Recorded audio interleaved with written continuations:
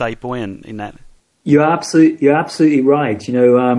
It's almost, you can view it like the new level of consciousness is like a flower which is gently unfolding its petals. And what needs to happen is it really needs the space to keep expressing this new consciousness. Because if friends and family are continually reminding us of the old consciousness through judgmentalism, which tends to happen, and opinion forming, which tends to happen, then we can get all too easily sucked back in.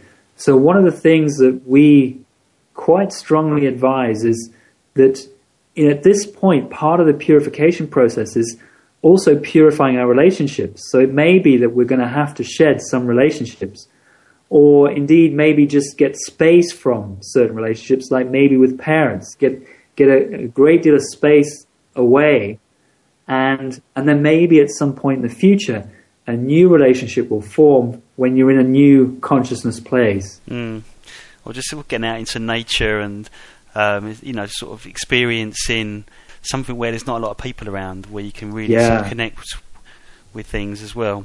Absolutely, that was so important to me too. Yeah, it was so important. Yeah, because there is that kind of problem where if you sort of shut yourself away, then you might not be able to. I don't know. Do you? This is like where I find it difficult. Right, some of the questions I ask now you might be able to answer better, but there's kind of like you're sort of stuck in the middle. You think, do I go and isolate myself somewhere and just be blissful? But then I'm just serving myself and just be in this beautiful state? Or do I kind of stay in this beautiful state but still be amongst it to try and be of service to sort of encourage people around me? And there's danger being sucked in, isn't there? Well, that's a really crucial question you're asking there. It's a really important question. From my perspective, because we do a lot of developmental work with people. We run a lot of courses in this. It's a balance. It's getting a balance of both. So it's really important that we continually ground and integrate this new consciousness. And if we're being constantly reminded of the old consciousness, like in a job, if we're doing a 9 to 5, or a certain group of friends or family, if we're constantly reminded that it's very difficult to keep unfolding this new consciousness. However, there's the other side of the coin, and that is, in order to advance, we need to confront the old patterns and let them go. So what we need is a careful balance of both. And what I found was that, I had, like, in a day there would be several hours that I put aside to my own, development, my own beingness, focusing on what I was feeling completely. I'd get up early in the morning and meditate. I'd go out at lunchtime, I'd meditate. And in the evenings, I'd be in nature or whatever it was. But I'd also be visiting my kids. I had a job. I'd maybe be seeing friends or family. So I'd mix the two, but be really clear about what's happening to your consciousness as you go into particular environments, and be watching that. Yeah. So basically, we're sort of living in a society where there's a lot of fear. A lot of people buy into that fear, don't they, as well? And it seems that the whole game, if you like, has been set up to keep everybody in fear, that creates a field of energy around us that's really supporting the old paradigm. Absolutely. It's like we just have to sort of break out of that.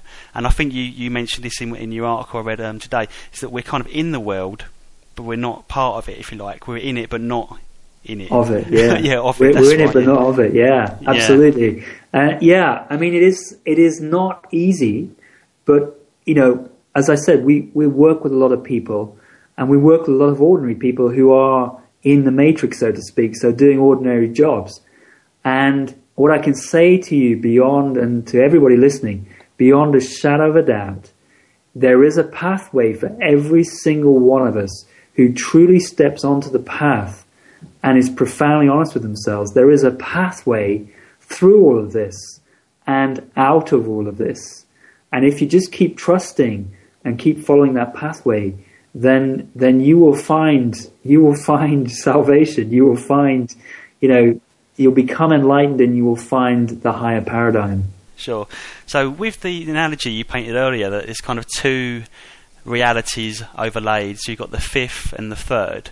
So it's like the third, it encapsulates the third, and it's like the a fifth bridge. Encapsulates the third, yeah. That's right, and there's a bridge. The fourth is like a bridge between the two. Yeah. So at some point, as more people wake up and we become more aligned with the Earth's fifth dimensional energy, there's going to have to be some kind of breaking off, isn't there? Because eventually we become like a spiritual society, and then the negative should break away, but it's not going to break away without a fight, I guess. It's going to be quite a lot of... It will appear ugly on the surface, I think, as a lot of that is kind of risen to the surface and cleared and stuff like that. So I wonder what happens to the negative people.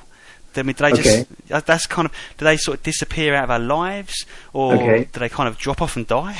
Well, you're asking a very powerful question again. And what I can only share what I feel, and what I should say is that I will only share what I know to be my truth. So this is not speculation, it's my truth, and it could change, but I'll share what I know to be my truth.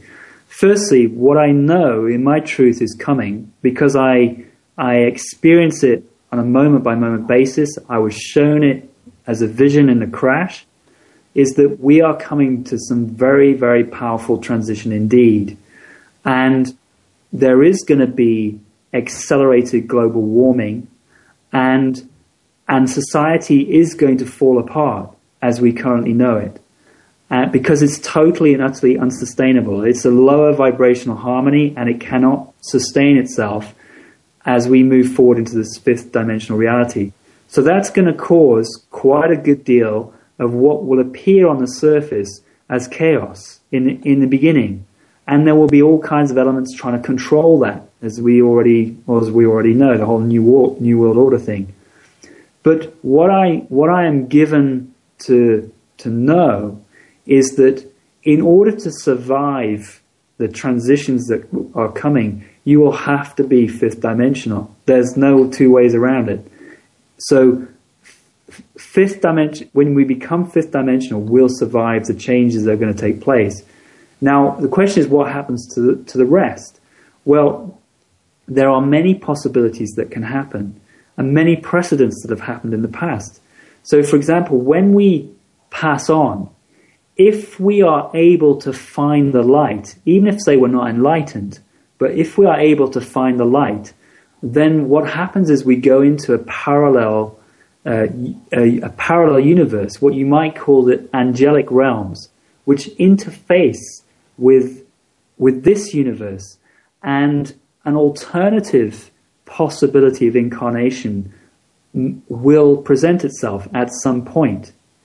Now, there will also be, highly likely, absolutely certain, many what you would call earthbound souls who pass on, but because of fear and identification with material, become trapped in this third dimensional reality.